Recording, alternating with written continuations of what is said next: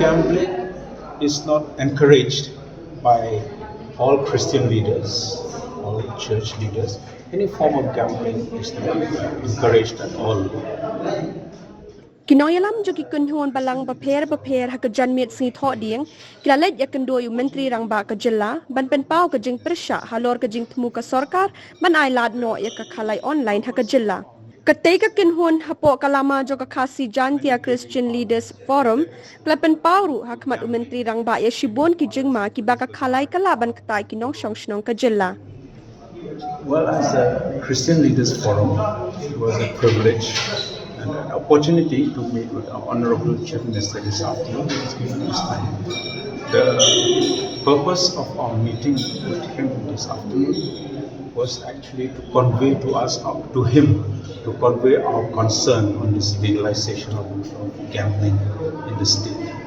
When the news came out that legalization of gambling in the state has happened, this came as a shock to the forum. So we, in our meeting, we have issued a press release 2 days ago, and we shared our concern.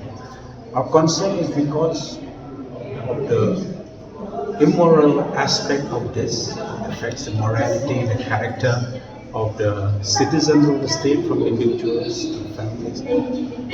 Number 2 is that a person who is engaged in gambling or a problem gambler, studies have shown that there are several detrimental effects, detrimental impacts, affecting the individual's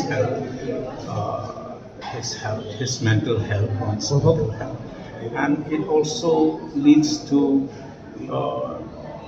criminal activities. There are possibilities of criminal activities affecting the individual, affecting the family, affecting the society in different ways. Gambling is not encouraged by all Christian leaders, all church leaders. Any form of gambling is not encouraged at all. This act having come out fast like this, we have asked the government to repeal this act. But as it has not yet been implemented, we cannot give any word now, because we need to discuss as a forum and to see what is going to happen next.